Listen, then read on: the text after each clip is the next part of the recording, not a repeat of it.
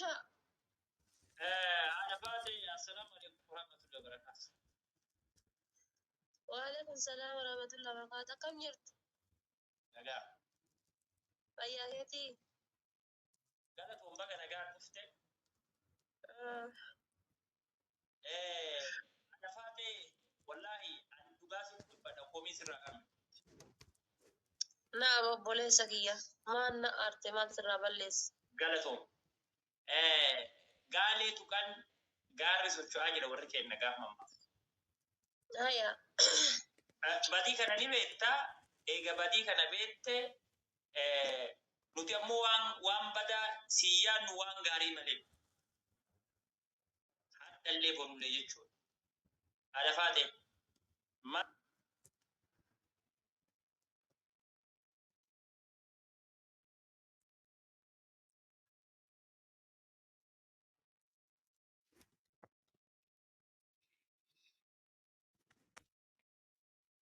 أنا وان تيت يولي أرسيهم دجال أيوه أنا كده بستريتو دكتور نبى لسه إفهام أو دويته نمني ستة سؤال لينجو يجوا يولي تنا كيسا أكا يولي أرسيتي تيجوا قالوا هذا فاتي نبى لسه jedhaa jechuun gara kiyyan baay'isee taaree jiraasitti muufadhee jira. Maal afwaan kana dalagdu? Dogongoraan immoo maali?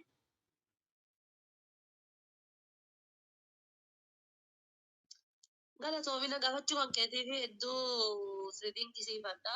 Maali yoo jette ilma namaa ta'ee kan dogongorus jira kan hin dogongorres jira. Ilmi namaa kuni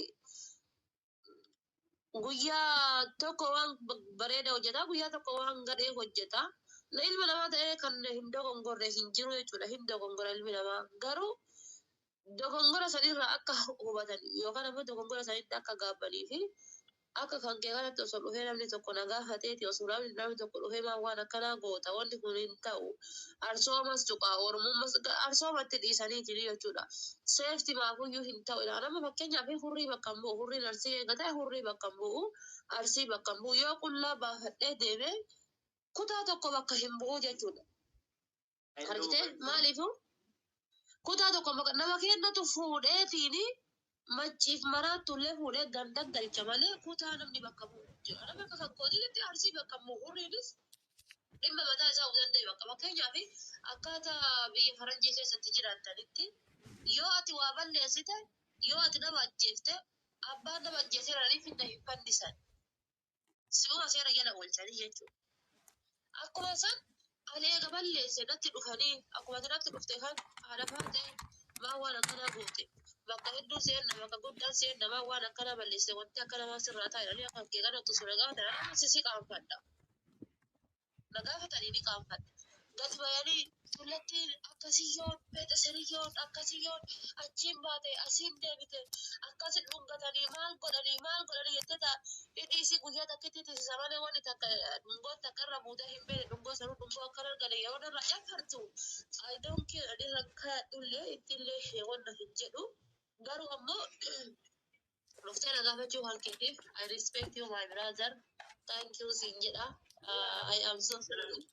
Yaada kan kee fixattee jirta dalaguuni tokkoffaa anarsii bakka bu'uun jedhi warra keenyatu maal jedhe beekta meena na as dalaal duraan dursee nama biraadhiis meena na dagatatu misenjerii adda addaa illee dhiisu tokkoffaa laal waan asiin yoo dhagaye gaaleetu kan gaara socho'aa jedha warra keenya yoo mamma bakka bara baay'ee leeti baay'ate garuu maaliidhaaf sitti dubbadhe beekta ala baate dubbiin tun warra keenya ati arsii bakka bu'u jettee odoo ta'e dubbiin kun hormatee na hunda tuqaa jechuudha. Kana beekuu qabdi ati. An arsii bakka bu'u miti. Nu keessaa baate xannacha keenya keessaa baate yoo ati badii dalagde ummatuma keenya tajaajila akka badii dalageetti ilaallaa jechuudha. Ati garuu akkas jedhaan jirtu jechuudha. Garuu maaliidhaaf nuti waan gaarii si yaadna waan gaarii si yaadna. Jaalala sii qabna jaalala sii qabna. Kabaja sii qabna kabaja sii qabna lafaa jechuudha. Garuu wanti ati daladde suni waan sirriidhaati. Never buleetii siyaasi kabajaati jaala. Sirriidhaa miti. Hawaasa keenya komii sirraa qaba. Komii kanarratti yoo dhiifama na biratti dhiifama gaafatti hawaasa keenya. Maallaa fi maatii kan kee haadhaaf abbaa kan kee yoo dhiifama gaafatti kabajaaf jaalala sii qabna akka illee borullee nama biraa yoo dhiifama hin gaafate. Ani biraa dhiifama odoo gaafatte namni sitti dubbatu jiru haadha faati. Nama ani wallaahi dhugaa sitti dubbatu. Namni ijoollee arsii takkatti sitti hin dubbatu. Ani bira dhuftee yoo dhiifama gaafatte jechuudha. Tuuba warra fakkaattee jiraattu malee odoo ati ta'e na ta'uu baatte maaliif si lola? Odoo ati ta'e na ta'uu baatte maaliif si arrabsi? Waan ta'e dhiisi koomentii namaa. Odoo ati ta'e na ta'uu baatte maaliif si koman? Waan ta'e na taateef si arrabsi. Waan ta'e na taateef si koman. Kana waan ta'eef badii qabda. Odoo atini badii qabaachuu baattee dursitti hin dubbannu. Kana waan ta'eef hawaasa keenya. Amma badin tiya koi kasi gaafadhu badin tiya bakka kiis godhe san moo badin tiya ta birooti? Maakis gootati. Haala Oromoo, aadaa Oromoo, safuu Oromoodhaa cabsiti. Kan dugda duuba rakkoodhaa miti. Inni dhageette kan dugda duuba rakkoodhaa miti. Siifillee gaarii nama jiruu fuuldura godhachuudhaaf deemu. Gurbaan sun amma fakkeenyaaf waa inni dhiira rakkoodhaa miti. Siif ammoo gaarii miti. Hamilee kan keetii fi hamilee shamarreen arsiitiifillee gaarii miti. Badii qabda. Kanarra gurbaan ammoo akka seera arsiititti iddoo si fuudhuu qaba. Minaalbaat ana akka fidee yaada. Dhugaa si dubbanne. Gurbaan suniin si fuudhuu qabaa. Yoo dhugaa dubbatte jechuudha. Kana waan ta'eef asirratti dhiifama gaafadhu hawaasa keenya sitti aarree jira, sitti ufannee jira, waan maatii keenya taateef sitti aarree jira jechuudha. Kanaafuu bakka gastii kan keebanii gastii kan kee achi dhufa bakka liibii cufee irraa bahee gastii kan kee keessa dhufa achitti dhiifaman gaafadhaan rakkoota kan qabu abdii cufillee wayin qabu. Eli haadha faate mee waa tokko na jala dhagaye. Haadha faate nama takkatti hin dhagaye hin kijiban.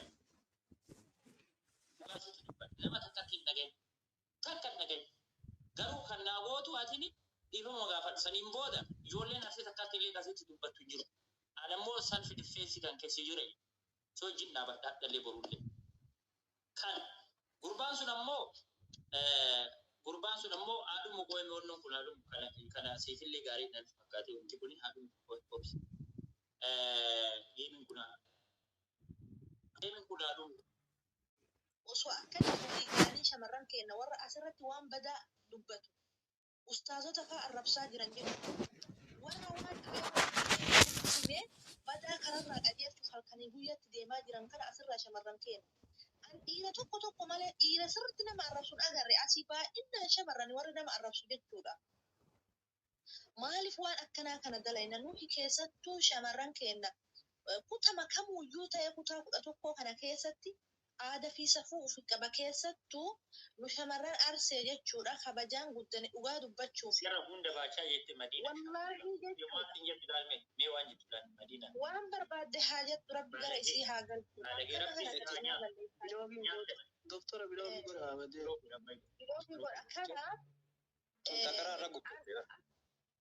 Kinkinami karaarra gubbate. Akkana dana taa'ee akka mataa kiyyaatitti shamarran waan badaa asirratti dubbattee asirratti nama arrabsituu fi wallaahi waan silaa dhiirri hin dubbanne argaa jirtan jechuun waan soba hin qabne amma fakkeenyaaf haadha faadhatiif dubbataa jirra malee. Irra sheergoon ka huccuu keessatti isii caalaa maraatee jira asirra jechuudha. Ka huccuu keessatti maraatee isii caalaa shamarran huccuu keessatti maraatee jira. Haati faate waan baay'ee dubbatte tanaan durallee dhageenne jirra. Dubartii wanta badaa haasoftu borus bultiin taatu abba obboleettiiti yaa taatu wajjin dhalatte. Dubartiin hin qaanfanne tayaa hin qabne ta'imaana hin qabne tawaan silaa dhiirri hin jenne asirratti baatee haasoftu miidiyaa kanarratti kayoree ustaazonni gorsan arrabaan deebistu ammallee borus hin taatu. Tun yoo nama tokkottis dabalamte ollallee hin taatu.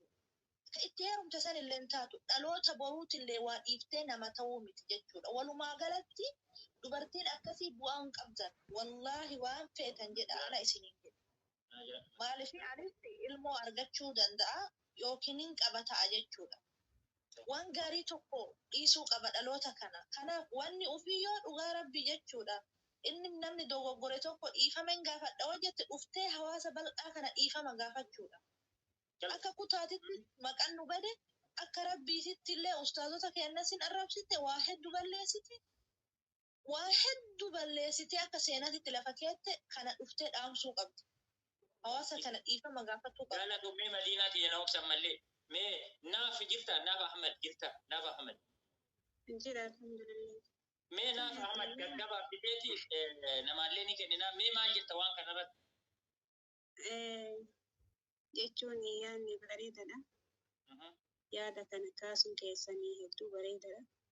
Yaaduma haasawamuu qabu, yaaduma irratti mari'atamuu qabu waan ta'eef hedduu bareedaadha. Galatoomaa isin jechuu barbaada.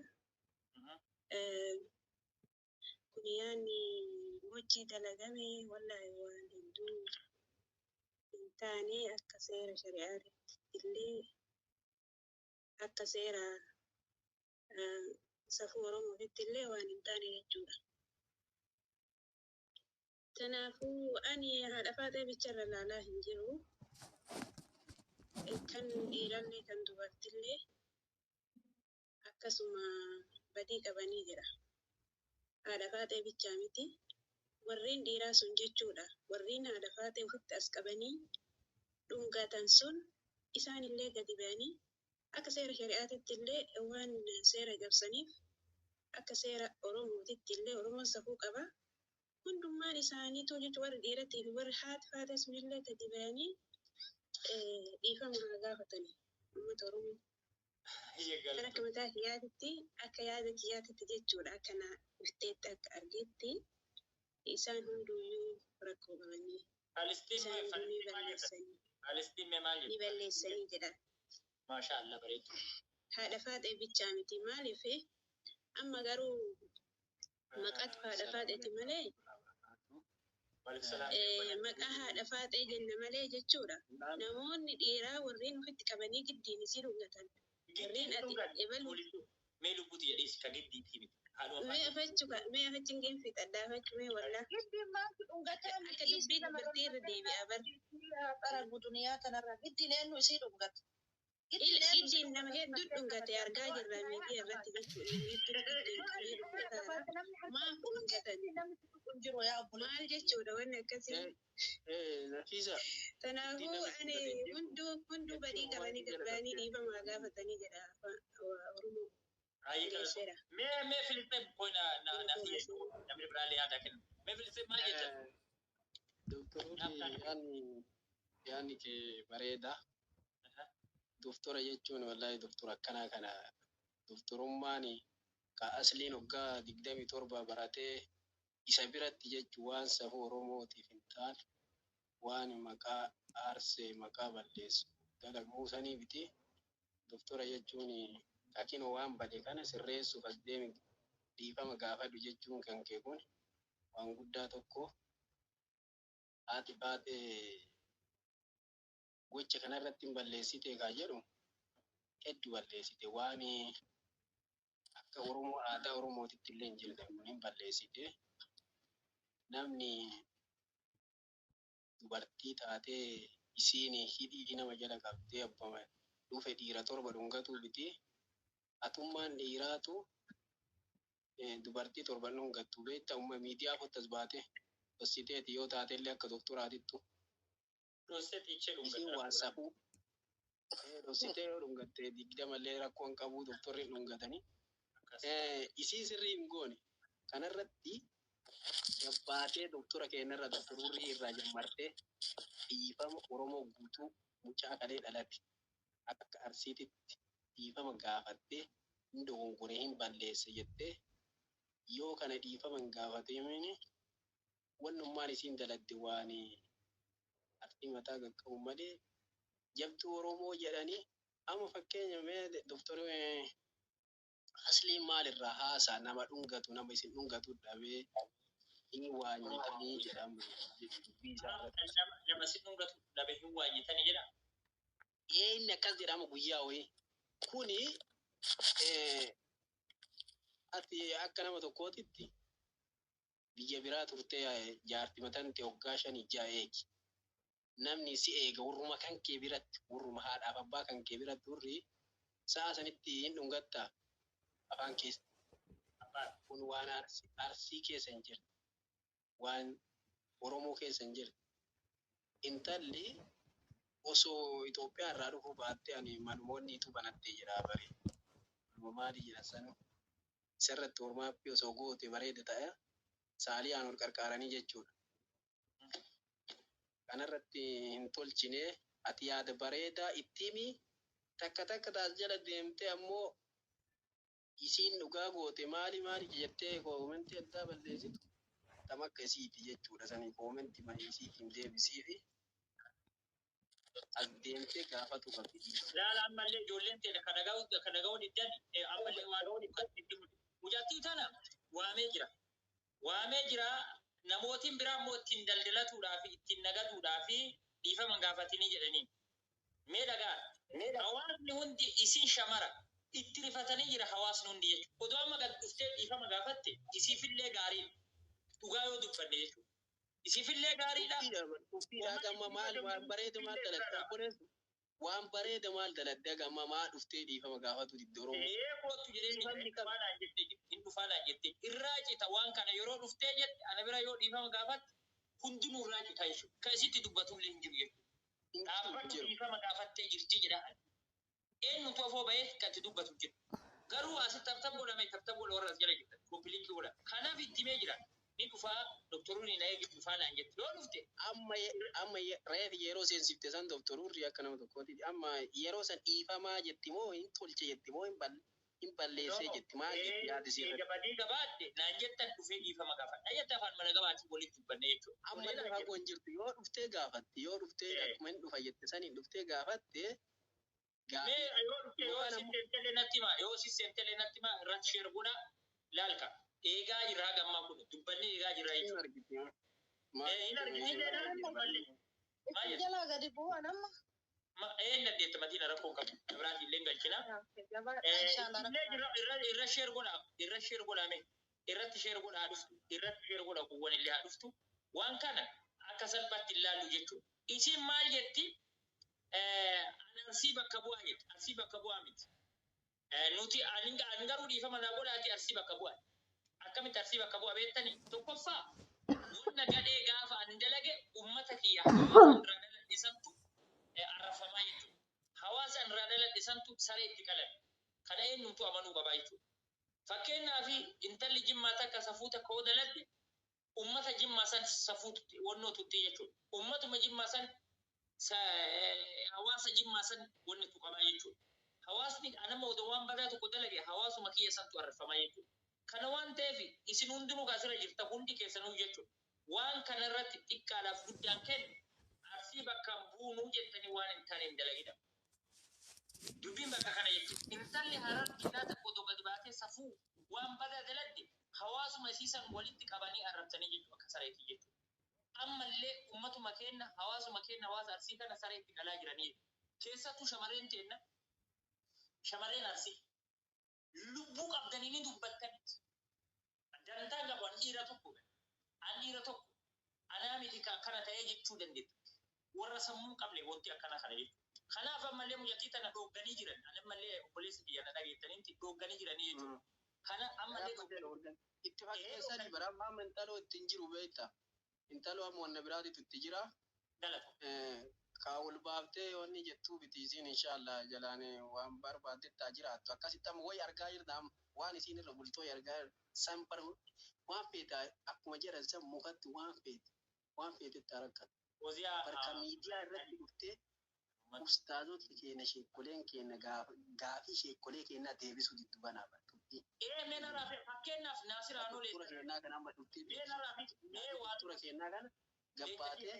Naasir Aanulee meena raafee niitii Naasir Aanulee san yeroo hawaasni argu a'uuzubillahi itti kaane. Aniifama naa godhin nama akkana kana fuudhu. Umrii isii guutuu gaafa argan baangaan ittuma san ilaalanii jechuudha.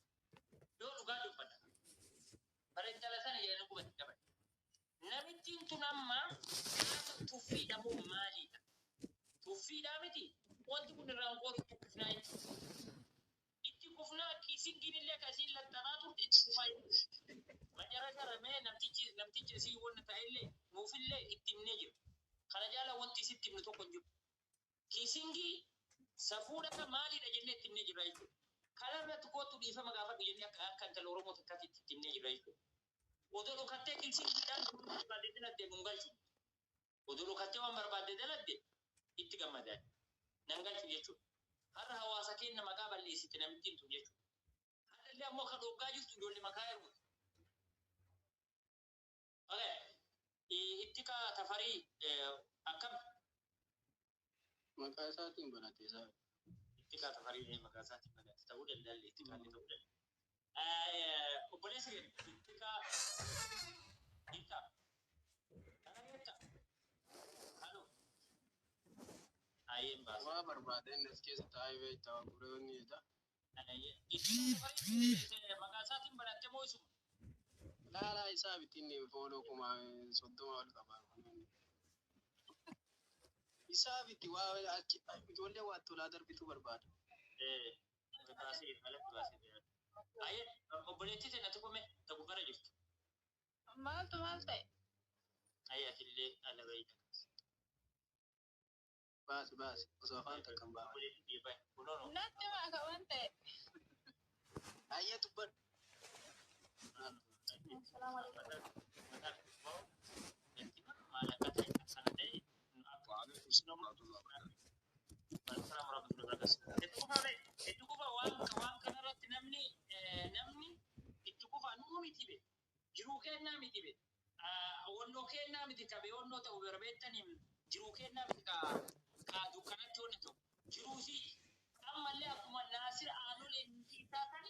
Bangari ofe macarashara nasir anulifu indaga Waa'ee isaan qaali.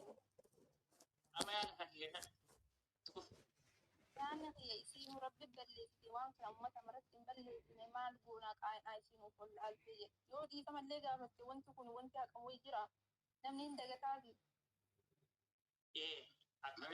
Akkamitti jagata? Kana waan rabbi isiin balleessite deebi. yaasin maal jettati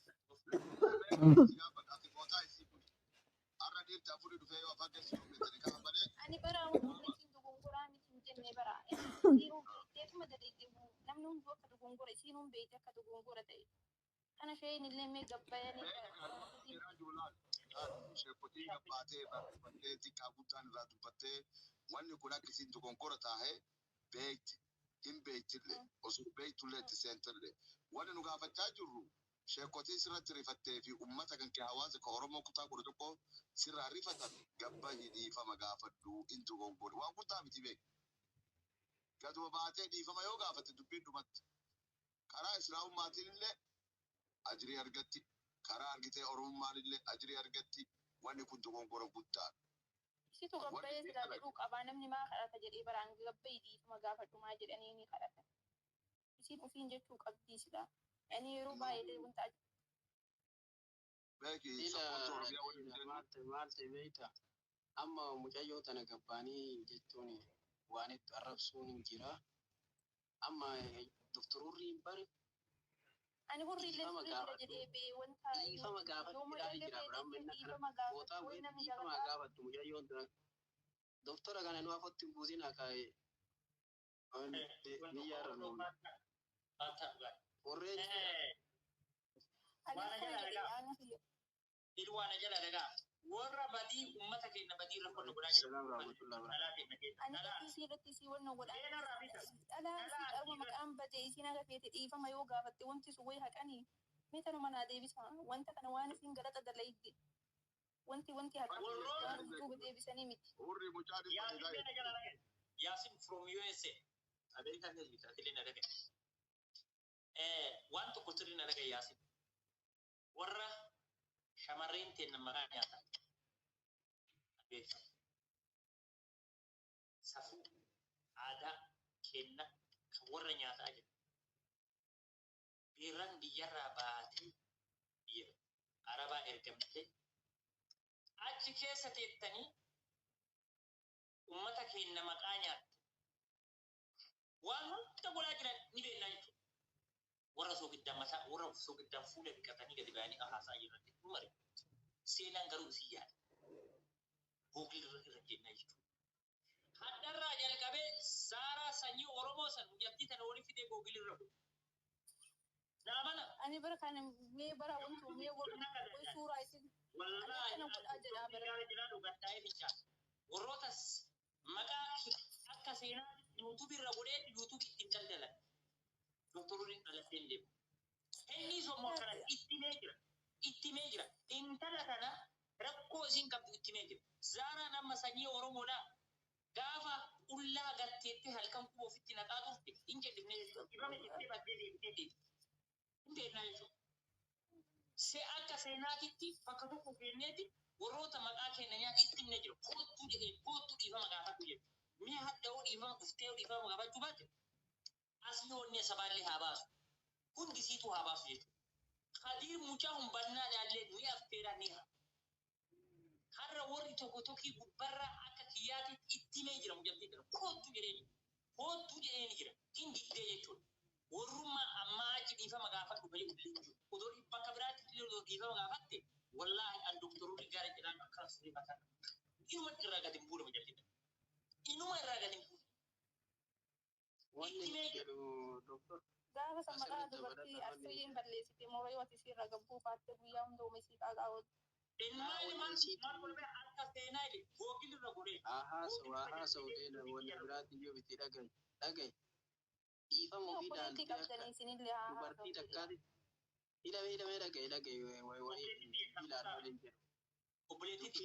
jedhu. Obboleettiin tiyya seeraan nikaadhaan heerumtee ijoollee qabdi. Lama qabaa isiinillee seeraan nikaan heerumtee ijoollee qabdi. Si galte obboleettii sharmuuta qaba. Obboleettii akkuma argite keessatti godhama godhaa deemtu obboleettii kuma hunduudha ofitti natti hin qabu. Arsooma waliin qabdanii jedha. Haya arsoma santu nurakkiseenni arsoma santu nurakkise. Amma wanni inni haasa'u bari arsoomatu isa rakkise. Biyyoomatu isa rakkise. Intalli tuni ganda maqaa balleessite. Yaaduma keessan kana naa ta'uu dhabe. Yoo isiin qabbaatee dhiisuma gaafatte wayin sammuu namaa keessaa waan kana isii hayiqanii wayi fotoo kana balleessuu dandeettanii. Ayili meeqaaf kanaan warra seenaa irraa dhabe.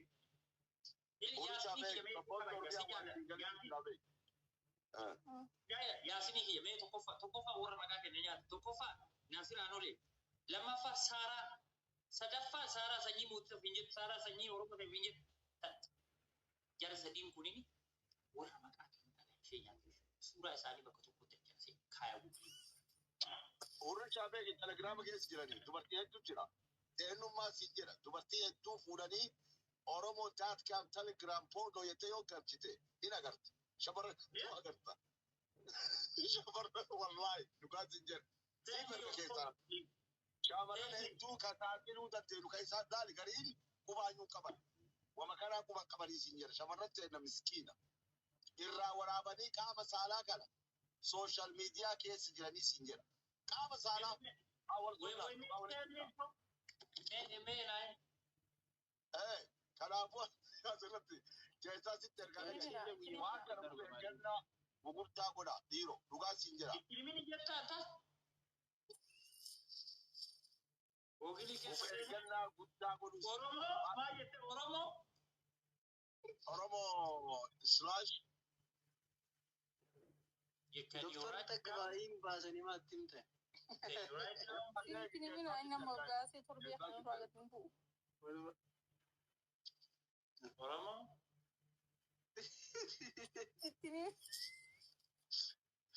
Oromoo qaama saalaa daatkaa jedhi seenidhaan. Achi keessatti yaadii namaa bara jira achi keessa. Waan ajaa'ibaa dhageetti argine kunis. You know, I'm not fine because no qabdaa WhatsApp kiyyan qabdaa miti. Qaba si ergaa eegi keessas si ergaa waan ajaa'ibaa. Seen. Nama si bee tufaa keessa jira si jedha. Kan isiin wallaahi naa ergi. Kanarratti send me also now if you want you can send me now also. Wanti naa ergi. Maal wanni nu jedhaa jiru sabboontu laali amma yoo gorsii shamarran deennaa borganama wanni isaan dalagan waan biraati. Isin keessaan dhagaa gorsaa faayitii nama karaa taalee gadi hin teessisuun akkasii. Yoo waan